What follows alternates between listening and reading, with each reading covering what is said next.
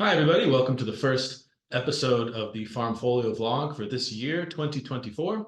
Hope everyone's year is off to a great start. Certainly is for us here at Farmfolio, joined again by Oscar Barcaldo, CEO. And today we want to bring you something special. We want to outline and discuss our goals and our plans and objectives for 2024. So let's just get right into it. Something that's become fundamental for us is land assessment, land acquisition, and land sales. So, we achieved some great results last year, especially refining the process of assessing these land assets. And now we're sort of in a better position to start bringing them into our offerings. And so I just want to hear a little bit about that.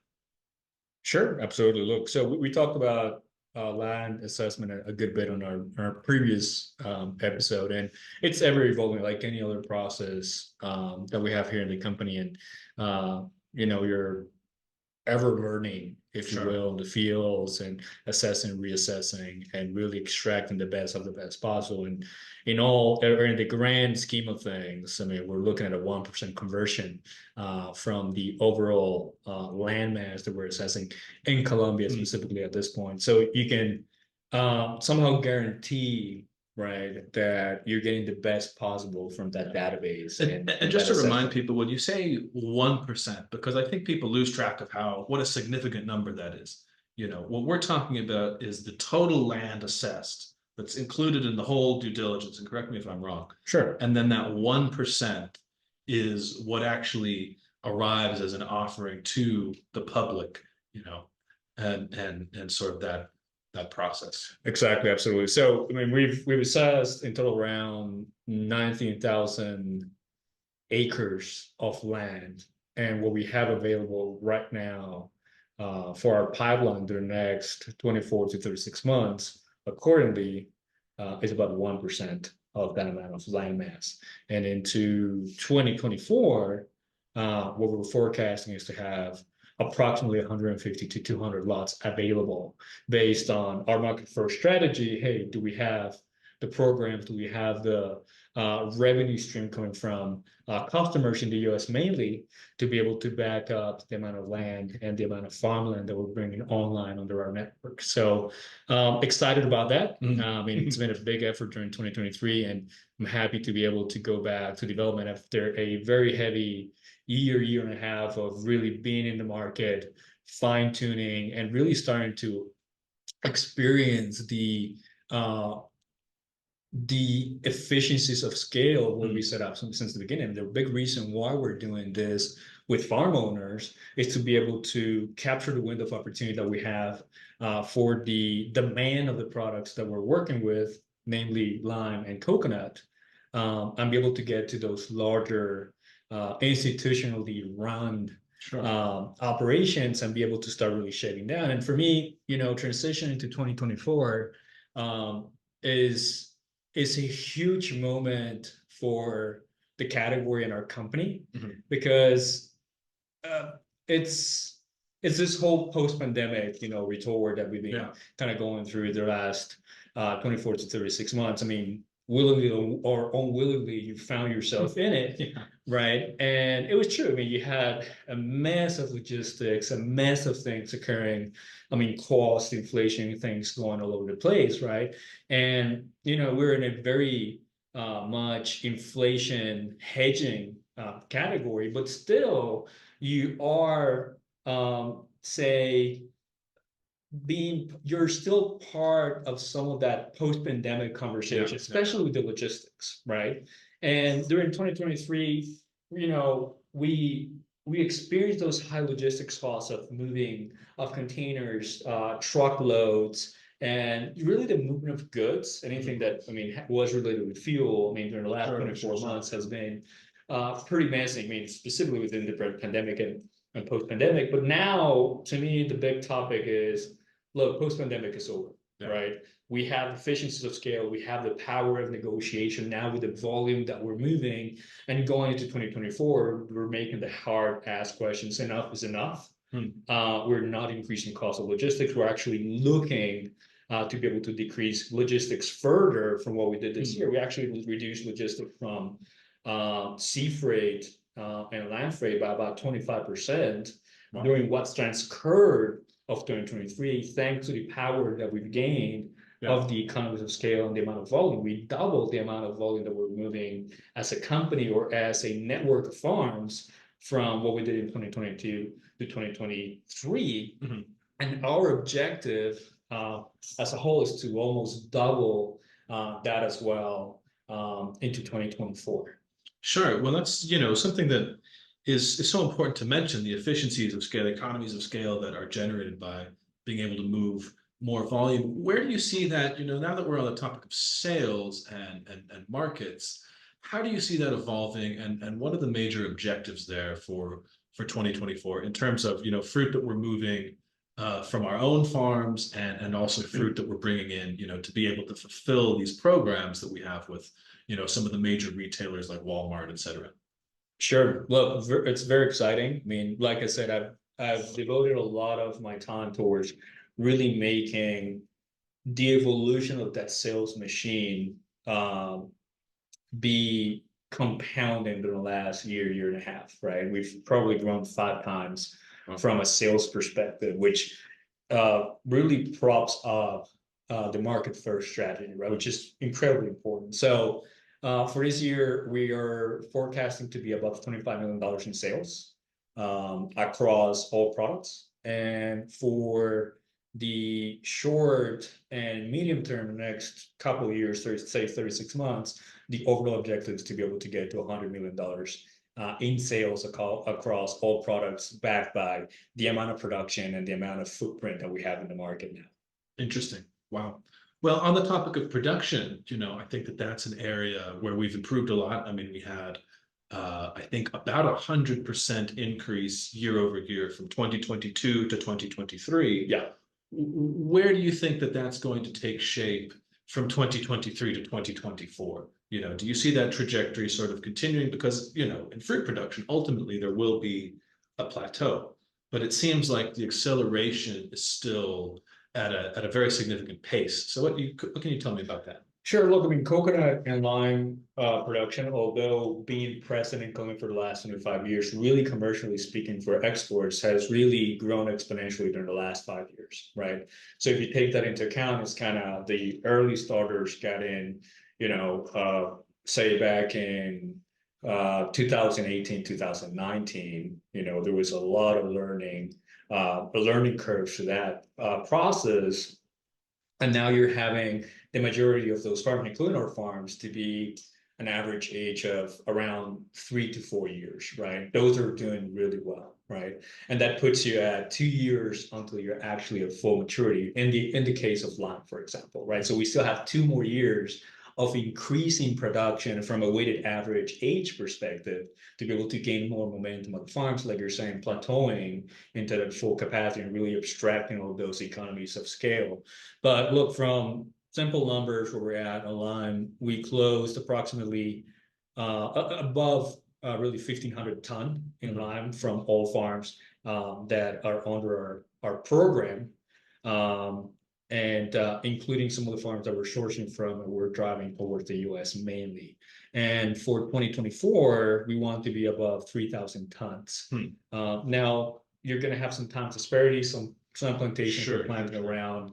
I mean, most plantations are planted around, say, March, April, because of the rainy season coming around that time. So you're going to have really volumes extrapolated at that time. But these numbers I'm giving you online are solely based from year end, so fiscal year from January to December. And we're going to have some more production coming into March and April, which is kind of the farm year, if you will. With coconut, very similar.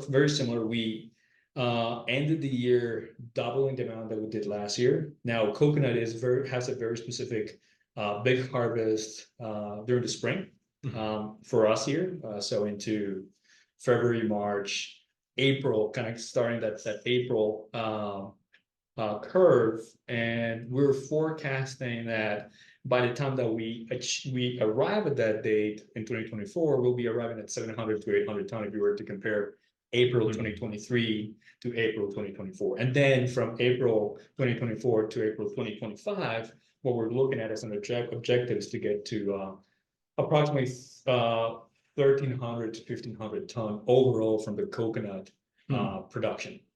Wow. Well, I was at the coconut farm myself not too long ago, and it really is incredible to see the growth that's occurred there. I'm looking forward to going back there in the near future. But the last thing I want to ask, Oscar, I know you touched briefly on some of the macroeconomic factors, the post-pandemic era, and how logistical costs and fuel costs have sort of stabilized and returned to, I don't want to use the word normal. I hate, It's over. We're done. but it's over. Right. And so that's obviously a positive development.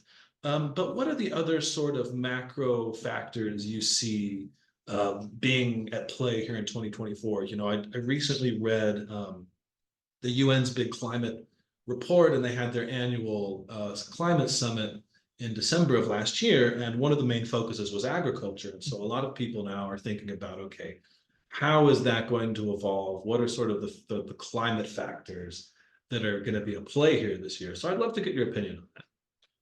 Yeah, look,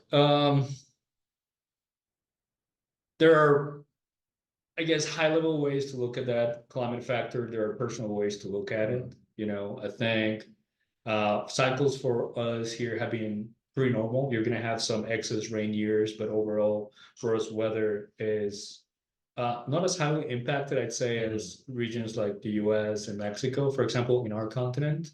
I do have to say that, regulators and governance like that creates the requirement of governance within ourselves, right? So certifications, I think those things are required to a certain level. Food safety certifications, sustainability certifications to a certain level, which we have across all, the farms that are under our network. We have on the operations that are under our management as well. And I think those things are required. Certain times I think that it might be excessive. You need to be able to abide by those rules to be able to make sure to deliver the best product possible to the consumer. And we're all about that. And I think that's something that's not new. But I think if it's not taken care of responsibly, it can be too much. It can push too much in the wrong direction, put too much pressure. I wouldn't say to ourselves, but smaller growers especially are really affected by this stuff, because we're running as an institution. So we have the ability to be able to have all those certifications, all those extra processes required to be able to play, this big accounts like Walmart, Costco, or whatever, but smaller growers is going to create too much pressure. So I think there's a line that needs to be drawn. And I think where we are at today, I think is enough. If we push too much into the direction, could be difficult for the small farmers. So I think that's what I have to say about that. From a climate perspective, we've had really good climate here. I think rain volumes have been good, have been within the measures that we need, and I think we have great production going forward. Great. Well, you really hit the nail on the head there. With the market first thing, because ultimately, it's about the market. If the market has certain sustainability requirements or climate requirements, we're in a good place to. Yeah, look, I mean, and from a macro, I mean, just something I also wanted to mention was I've been kind of glued to the screen, just watching financial indicators, seeing what's going on, globally, especially US, Colombia, of course, because US is our biggest client. Election years this year in the US, a lot of things transpiring.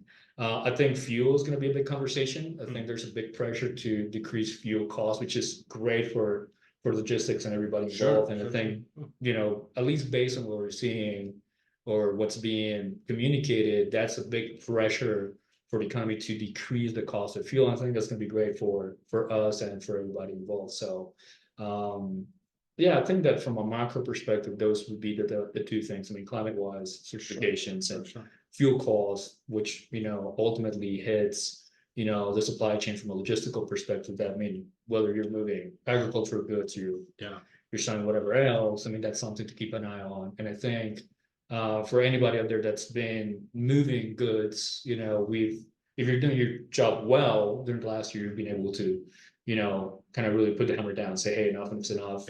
We're not going to be captive of speculation, and we're going to use fair pricing. And I think going forward, if this fuel conversation really evolves, we should be seeing some relief also in those movements, and that's going to really help the economy get going again. Again, enough is enough. This is over. We got to get back to business as usual. Yeah. Well, I certainly hope that that will be the case. I mean, there's a lot to consider. People are talking about a potential recession, and I'd love to talk about this in future episodes about how we're looking at the macro situation and markets and equities and bonds and all the stuff that's transpiring, like you said. But I want to leave it there for now. I think that we've delivered a pretty clear idea. What I'm picking up from you is sustainable growth. It's going to be about sustainable growth across all of the activities, the major lines that we picking up efficiencies. Look, this year's where we're really bringing everything together. We're really focused on this $25 million in sales, and we want to achieve an approximate $4.8 million in harvest proceeds, distributions across the entire network of what's under our management or responsibility. So looking forward to 2024. Awesome. Great. Well, I hope you guys have enjoyed this insight into how the company is developing and how we're looking at this this coming year. And from all of us here at Farmfolio, thanks for tuning in, and we'll talk to you soon.